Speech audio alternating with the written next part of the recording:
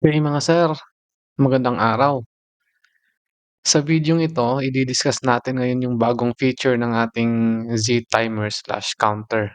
So dati ito ay 12 in 1. Ngayon dahil sa sobrang daming nag-request, nagdagdag tayo ng pang 13 in 1 na feature. Ito yung helmet cleaning window mode.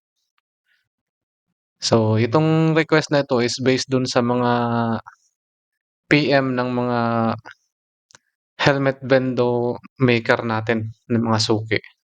So, ginawan ko ng ano, kasi siyempre malakas kayo sa Zenterprise ano.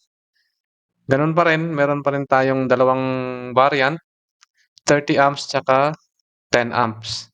So, in terms of functionality, itong 10 amps tsaka 30 amps is parehas lang. Yung pagkakaiba lang nila is yung 30 amps malaki yung relay na gamit. So, applicable itong 30 amps sa mga high current applications gaya ng car wash, or yung mga washing machine, kahit anong function na gagamitin niyo, kahit anong application, basta malakas kumain ng kuryente, so advisable na gamitin itong 30 amps na variant. The rest, yung mga coin counter, PisoNet mode, or kahit na ano, kayang-kaya na yun ng ating 10 amps. So mas mura itong 10 amps siyempre. Pero konti lang naman yung diferensya. Kung gusto niyo ng matibay talaga, maganda din itong 30 amps. Again, parehas lang sila in terms of functionality. Ang pagkakaiba lang is yung size ng relay. Okay, i-discuss natin ngayon yung mga connection diagram para dun sa mga gustong mag-DIY. So itong video na ito is para lang dun sa mga merong basic knowledge dun sa basic electricity tsaka electrical or sa basic electronics. So hindi ko ito inire-recommend dun sa mga wala talagang alam sa electrical tsaka sa electronics kasi siyempre delikado ito, 220 volts po ito. So again, kung magpi-PM kayo na sabihin niyo sa akin na wala kayong kaalam-alam or zero knowledge kayo, hindi ko po ina-advise, although ginagawa ko po itong tutorial nito as much as possible na pinakasimple at pinakamadaling maintindihan. Kung hindi niyo po maintindihan, aba'y pasensya na po kasi hindi ko po inire-recommend ito sa mga beginners kasi siyempre delikado. Delikado po. Kasi 220 po ito, nakakamatay po. Okay? So start tayo dito sa ating connection ng 12 volts power supply. Meron tayong timer. Pwede tayong gumamit nitong adapter, i-coconnect natin dito sa DC jack. Or pwede rin tayong gumamit nitong centralized na power supply. I-coconnect natin dito sa screw terminal. Take note lang dito sa polarity ng ating screw terminal. Meron naman yang label kaya hindi kayo malilito. Okay? Advisable, recommended natin is 12 volts, at least 12 volts, 5 amps. Mas mataas yung amperahe, mas maganda. Next, dito naman tayo sa coin slot connection. So sa timer, meron tayong coin slot. Yung positive, i-connect natin sa plus 12 volts. Yung white wire, yung signal, i-connect natin sa input number 1. Tapos yung black wire naman, i-connect natin sa ground. Ganun lang. Next, dito tayo sa bill acceptor. So itong bill acceptor is optional lang. Pwede niyong kabitan, pwede rin naman hindi na. Kasi kadalasan naman ng helmet cleaning window natin is nasa 20 pesos, 10 pesos lang yung pricing. Hindi naman siguro maabot ng tigwa 100 ng yung presyuhan ano. Pero for ano pa rin, for option, ginawa na lang natin ng bill acceptor para at least may choice kayo. Dito sa timer, meron tayong bill acceptor. Yung green tsaka yellow, wala pong gamit yan, walang connection. Tapos yung red, connect natin sa positive 12 volts. Yung blue naman sa input number 2. Tapos yung purple tsaka yung orange dito sa ating ground. So yun lang yung connection yan ng bill acceptor. Next, Dito naman tayo sa button tsaka display. Sa timer, meron tayong 7 segment display. Iko-connect natin yan dito sa pin header sa taas. So meron na yung label kaya hindi kayo malilito. May kasama na rin yung DuPont connector para sa display. Pag bumili kayo nitong timer, kasama na po itong display tsaka yung DuPont na wire. Tapos yung button. Itong button hindi kasama ito pero madali lang naman to i-secure kasi marami ito sa mga tindahan ng electronics. So yung connection niya, yung isang pin sa ground, tapos yung isang pin naman sa input number 3. So itong push button, ito yung parang start ng ating cleaning sequence. Pagkatapos mo maghulog, pipindutin mo itong start para mag-start na yung cleaning ng ating helmet. Tapos finally, yung connection ng ating relay. Paano natin i-control yung ating mga devices. Sa example natin dito is 220 volts yung ating mga i-control na devices. Pero nasa sa inyo pa rin naman yan kung anong voltage, working voltage ng mga i-control yung device. Yung function ng ating relay dito sa ating timer is for triggering purposes lang. Para lang siyang switch na magto-turn on at magto-turn off sa mga devices natin. Okay? Yung mga devices na kinokontrol ng helmet bendo gaya ng fog machine tsaka UV light. Kaya yung demo natin ngayon, hindi natin ikaw-connect yung UV light kasi hindi ko alam kung ano itsura nung UV light. Depende kasi yan sa gamit nyo. So, ang ilalagay ko na lang dito is outlet lang. Outlet 1 tsaka outlet 2. Itong outlet 1, ikokontrol ito ng relay 1. Itong outlet 2 naman, ikokontrol ng relay 2. So, itong relay 2, magte-trigger lang ito after ng outlet 1. So, yung sequence niya, mauuna yung outlet 1, pagkatapos yung outlet 2 naman, yung magpa-power. So, halimbawa, dito niyo i-connect sa outlet 1 yung fog machine. Tapos dito naman sa outlet 2, after ng fog, magdi-disinfect na kayo gamit yung UV light. So, dito sa outlet 1, yung fog machine, dito sa outlet 2, yung UV light. Or kung 3-stage yung helmet cleaning bendo, pwede rin yung pagsabayin dito sa outlet 1, yung fog machine tsaka yung UV light. Tapos dito naman sa outlet 2, yung air dryer or hot air. So, yung connection yan, from AC source, connect natin directly yung isang linya sa isang line naman ng outlet, ng dalawang outlet. Tapos yung isa pang line ng 220 source, connect natin sa common nitong dalawang relay. Tapos yung NO or normally open ng relay, i-connect natin sa outlet. Yung relay 1, connect natin sa outlet 1. Tapos yung normally open naman ng relay 2, connect natin sa outlet 2. So, ganyan lang yung connection. Parehas lang po ito ng connection sa 30 amps. Itong example natin 10 amps. So, sa 30 amps, ganun din. Ganito lang. Parehas lang sila. Dalawa lang naman yung screw terminal ng 30 amps. So, ganun din. Okay? Ngayon naman, tuturo ko naman sa inyo paano i-set up yung ating timer para mag-function siya as helmet bendo timer or controller. Okay, para maging helmet cleaning window controller itong ating Z-timer, kailangan muna nating i-select kung anong function yung i-activate natin.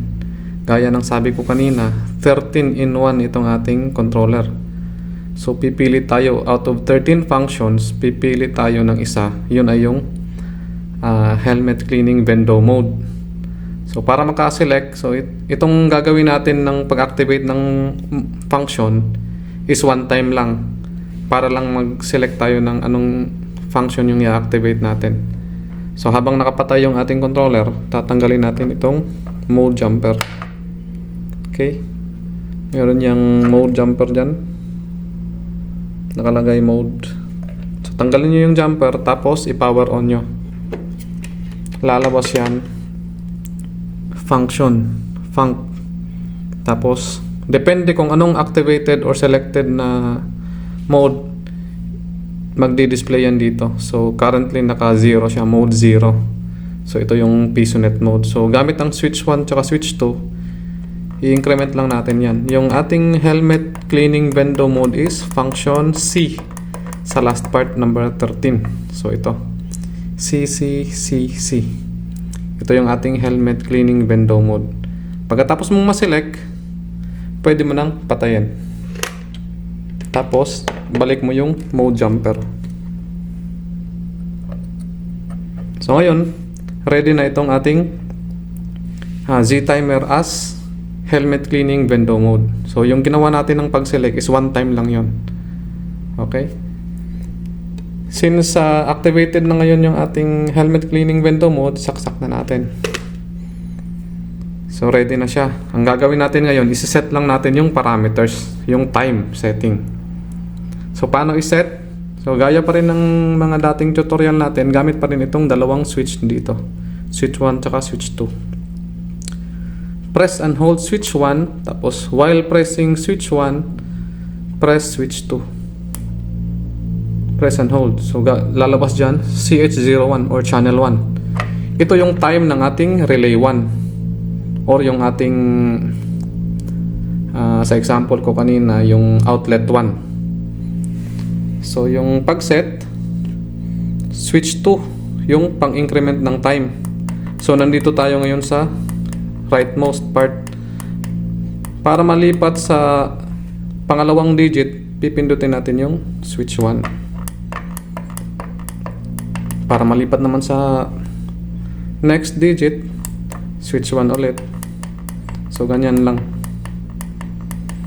So, sa example natin ito, halimbawa, gagawin ko 30 seconds yung outlet 1. So, 30 seconds. So, 30. Tapos, para i-save, press and hold switch 1. While pressing switch 1, press and hold switch 2. Lalabas yan, CH02, channel 2.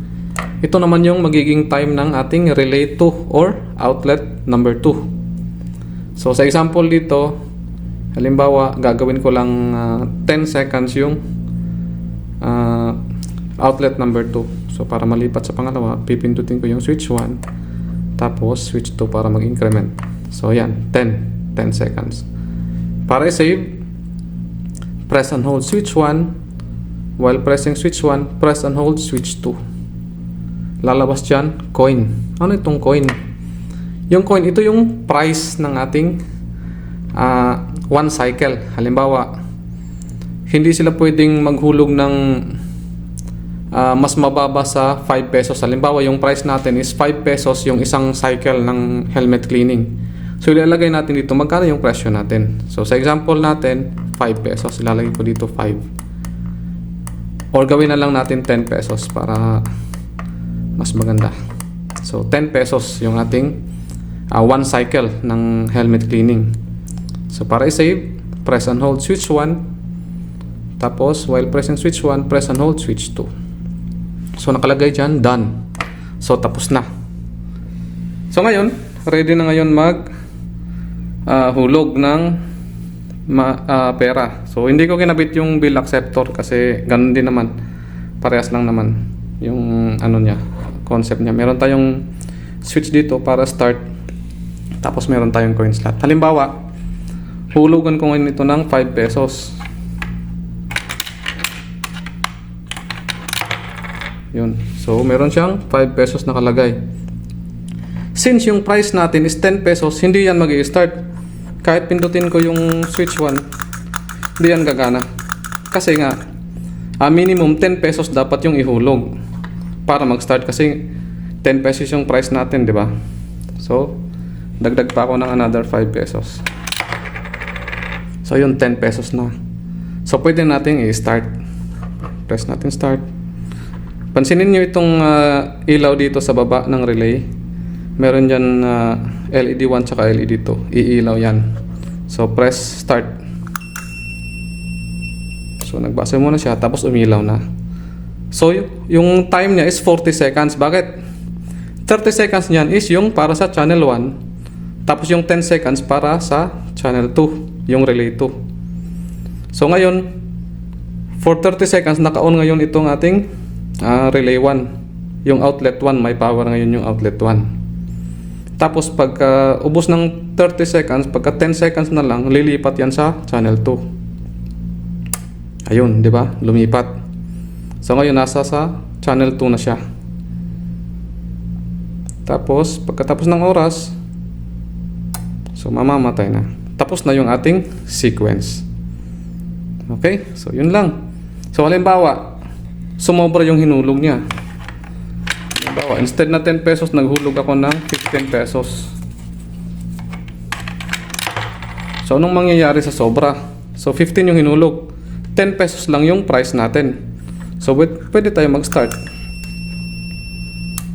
So 40 seconds pa rin kasi isang cycle siya, di ba? 30 seconds para sa channel 1 or outlet 1, 10 seconds para sa outlet 2. Ang mangyayari niyan, kasi since may sobrang 5 pesos, masasave yan yung 5 pesos dyan hanggat hindi namamatay yung ating controller. So mayroon pa siyang credit na 5 pesos.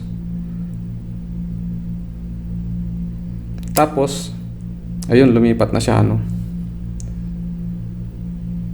Tapos pagkaubos ng time, so off na. Pag hinulugan pa natin ulit ng 5 pesos, di ba may credit pa siyang 5 pesos? So 10 na, kasi may credit pa siyang 5 pesos kanina eh. So pwede na natin i-start ulit. Okay, 40 seconds pa rin. Yun lang, maraming salamat.